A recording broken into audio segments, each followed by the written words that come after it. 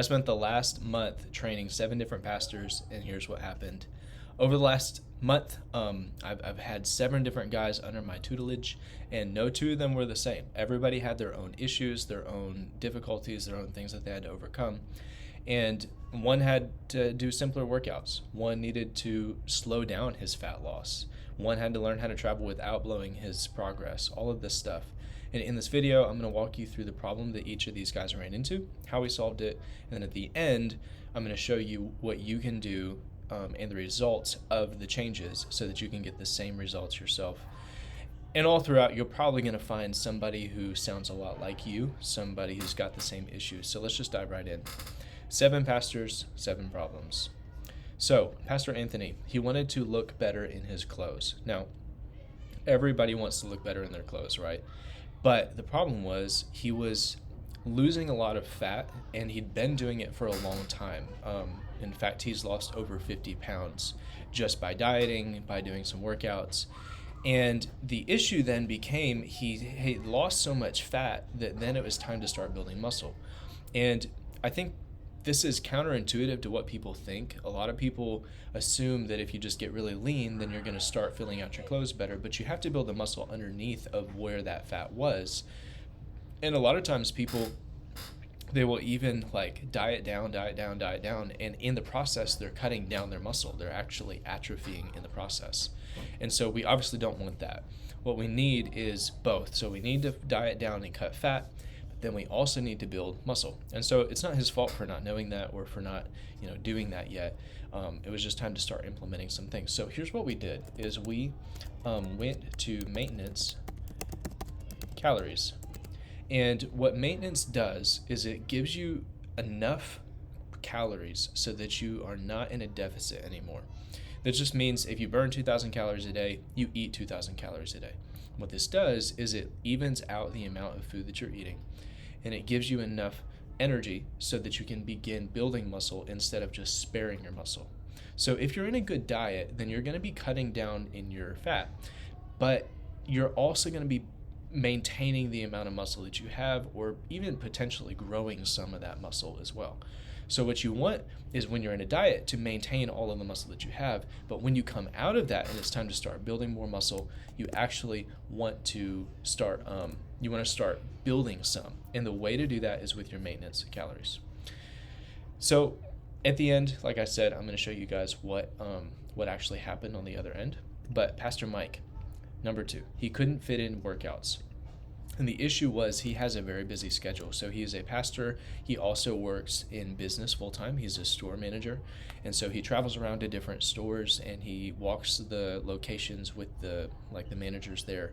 And then he kind of gives them points and tips. And the problem was his schedule was so busy, despite the fact that he was working from home, even though he traveled a lot, that he couldn't fit in actual workouts, much less 3 workouts in the gym per week. And so he just was too busy.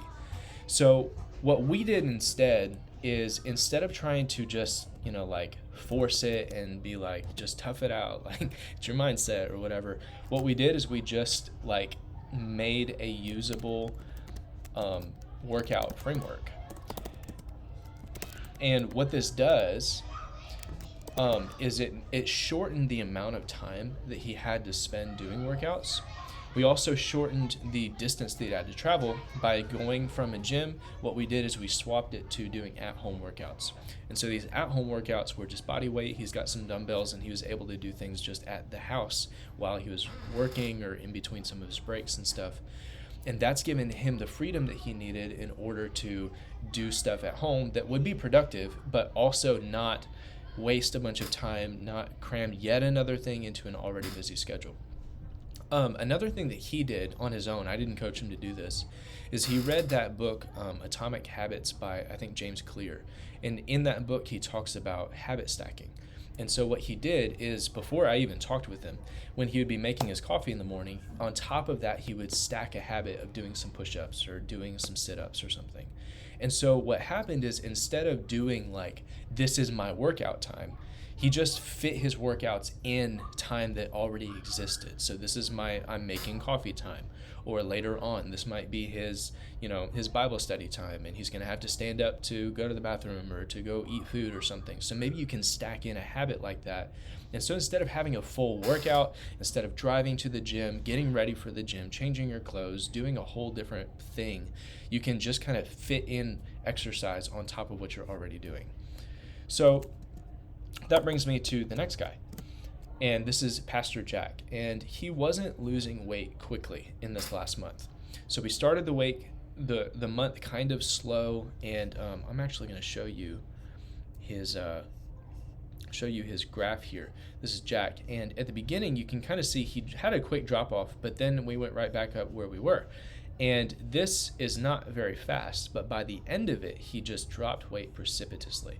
And so for us, one of the takeaways that we can use here is that if you give it time, then the plan works. And sometimes what we do is we get ahead of ourselves and we want to try to change something when we've only given it a week or we've only given it a few days. What we need to do is just give it some time. I preach the rule of 30. Give it 30 days before you actually start changing anything. Give it 30 days or give it 4 weeks before you really go in and you're like, well, this doesn't work for me. No, it probably does. You just probably haven't tried it long enough. So give it some time and you'll be like Jack and you'll have that quick drop off at the end. Another pastor here is Jordan. So he had this thing where we were tracking some of the stuff, but we couldn't quite tell what was working and what wasn't working. He was losing weight and he was kind of on track for his goals. It just wasn't as quickly as we were hoping for. And the hard part about it is when you track most of the time, but not all of the time, or when you track 90% accurate and the other 10% just whatever, we have a hard time having the data, the information that we need in order to make good decisions. So what we did is we just tracked rigorously. I don't know how to spell this. Rigorously, there we go. We just tracked rigorously, and what that means is that for a week we just really clamped down, and he tracked everything that went into his body. And because of that, at the end of this week we were able to look at it. In fact, I just got off a call yesterday with him. We were able to look at some of the stuff that he ate and kind of from that assess, here's a few decisions that we're able to make. And from there, and that was close to perfect tracking. Imagine if he had perfect tracking, like how much better this would be. So what we're going to keep doing is tracking a little bit more intensely. And as you track more data, that gives you more information that you can use so that you can make the best decisions and adjust your plan as needed to either lose fat or gain muscle faster or more efficiently or whatever your goal is. So we just track more rigorously. Again, I'll share his outcome of that in just a little bit. That brings me to number 5, Zeth. Now, traveling was going to tank his progress. He works with the school. He had a trip with the school, and they were going to be out. He lives in Michigan, and he traveled all the way to the Southwest, all the way out to LA, the Grand Canyon, all of that stuff. And so this trip was going to absolutely murder his progress just because he'd been doing it, he'd been crushing it, he'd been on this program, he'd been working through all of the steps. But then there's just this glaring trip right in the middle of the whole thing. And he probably felt a little bit like, in fact, he asked me, like, how does this work into the program? And it works in the program because you work it into the program. See, a good fitness regimen is not a jail that you live in. It's not a prison that you exist in. It's going to be something that's flexible. It's going to be something that actually works with you in real life. And if you're not ever allowed to leave your fitness system, then it's not a very good system. And even worse, as pastors, we have to step outside of that role sometimes. Ministry means that we are going to have to step outside of what's maybe perfect, what's maybe optimized all the time, so that we can do the ministry that God's given us to do. And this goes, both for ministry and for family, because we have to be able to be flexible. And Zeth needed us to be flexible. So what we did is we worked it in the program. We worked it in the program. And what this effectively meant is that we just took a break for a week.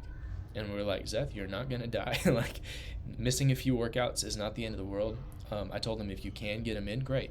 And I gave him a game plan for what to do. If you're in a hotel gym and you have equipment there, here's what you can do. If you don't have a hotel gym and you just are going to use body weight, this is what you can do. If you have access to a full gym, here's what you can do. If you don't have access to any of it, then here's what you do. So we built a program for him to follow, despite it not being the main program or maybe the perfect program for his goals, because the point is not perfection, but progress. The point is just to get closer to the destination that we're at, or that we're trying to get to, not necessarily get there the fastest all the time, because ministry is more important than fitness, although fitness is important for your ministry. So that's what we did, is we just, instead of Zeth losing all of his progress, we just worked it into his program, and he is just fine. Got off the phone with him yesterday. He was tired, and he still is on track. We're still doing okay. His program is just fine.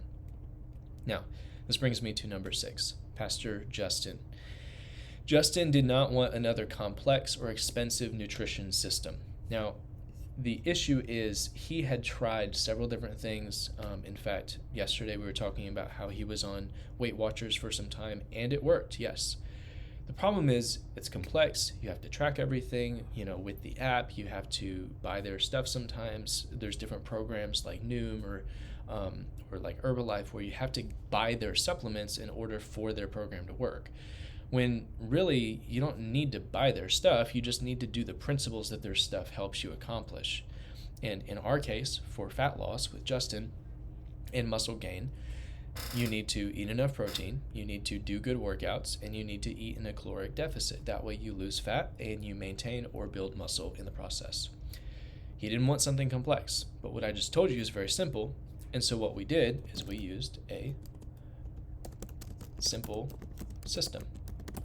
So a lot of people, if you go through YouTube and you search for like how to get in shape as a man, then you're going to see the caloric deficit a lot. I think a lot of people are past, you have to buy all these like supplements. They're past you have to do all of these crazy cardio, high intensity things. I think we're past that phase in history, thankfully. But there's still all this other complexity, because you read about or you watch videos on getting in shape and they want you to track like your testosterone levels. They want you to get blood panels. They want you to like learn all the ins and outs of the macronutrients. They want you to track all your micronutrients as well. And I'm not saying those things can't help. And I'm not even saying that those things are bad to do. But what I am saying is that most pastors don't care. And if you don't have hours each week to devote to fitness, if you don't have a lot of time, and probably even more likely, if you don't have a lot of mental bandwidth or emotional capacity for this, then you need a simple system that actually works for everyday life, for everyday people, and for real ministry, not just for the ideal 22-year-old who doesn't have a family or a job. You need something that works. So this simple system worked for him. We'll talk about that in just a minute. And then finally, number 7 is Pastor Brian. And he has an issue that most people don't have. Most people wish that they could be like Pastor Brian and lose weight too fast. He was actually losing weight really fast. Now, Pastor Brian is an executive pastor. He's a hard worker. He's very organized. He's very diligent. He appreciates structure, rigidity, schedules, systems, and great. The problem is whenever those things are done just for the sake of getting to the destination instead of for longevity. And in fitness, we're not just trying to get to a goal weight. As pastors, we're trying to steward our bodies. So there's 2 different approaches. I can be vain about it. I can just aim for a number on a scale, or I can just aim for a number that I'm lifting on the bar, or I can treat fitness as stewardship. This is my temple that God gave me for the time that I'm alive here on earth. And while I'm in this body, I'm going to take care of it, and I'm going to use it as unto the Lord. And so we had a conversation, and I was like, well, you're losing weight and you're doing great with this. The problem is you're losing weight so fast that you're probably also atrophying. You're losing muscle. And so what we need to do is actually slow down your fat loss. And so that's what we did. We just slowed down. And what we did is we increased his calories a little bit from what he was eating. And that meant that, yes, he was still losing fat. We were still working towards his goal. But we were preserving the muscle that he has. Now, had we not done this, If you atrophy, that is where most people get their slowed down metabolism from. There's other things that go into that: down-regulated metabolism, down-regulated hormones, different things like that we're not getting into today. But basically, if you dump off a bunch of muscle by dieting aggressively and really, like in the flash of lightning, cut down from whatever weight you are, down 20 pounds, down 40 pounds, down 60 pounds, it feels good and it really looks nice, and you feel emotionally great because people come up and they're like, hey, what are you doing? You look great today. The problem is you also probably cut down a ton of muscle.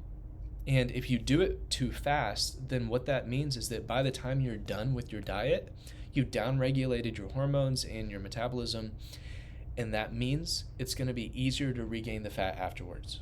So you want to not just lose the fat, but also build muscle alongside it. Otherwise, you're just going to have a harder time staying in shape afterwards than even before. And obviously that's not what we're after. We want something that's sustainable. We want something that's long-term, and building muscle is the way to make fat loss sustainable and long-term. So we slowed down. Now, if you are new to this world, I've actually built a complete course for pastors to get in the best shape of their life, and I share it for free in our free community, the Fit Pastor Blueprint. So you can just click the link in the description below to join that, or you can go to school.com/fit-pastor-blueprint. All of this is for free. I've actually got the entire course, calories, nutrition, workouts, in fact, even free workouts, like actual exercises that you can do, different things like that. Click the link in the description to join. As promised, here are the outcomes of 1 month for these 7 pastors. So Anthony, he lost 6.6 pounds, and he set PRs on all of his lifts. Now, if you go back to what he wanted to look better in his clothes. So we increased his calories. He even ended up losing some weight, and he's setting PRs on all of his lifts, which means that he's going to start looking better in his clothes because he's building more muscle, which is how you fill out those clothes. Pastor Mike, he couldn't fit in the workouts, so we used a usable workout framework. We made it more realistic for his everyday life. And guess what? He began working out consistently. And it's so simple that he's going to be doing these workouts on vacation next week. And in the process, he lost a couple pounds too, which never hurts. Even though he's trying to build up muscle, that's the primary goal. Losing weight is a benefit as well. Now, Pastor Jack, his problem was he wasn't really losing weight that quickly, so we just stayed steady. We gave it some time, and guess what? He lost 15.2 pounds in the last month, and he began forming long-term habits, meaning that not only did he lose the weight, not only is he still losing weight, but now he's building the habits that are going to keep him on his weight loss journey and on his muscle growth journey in the future as we start getting to that stuff.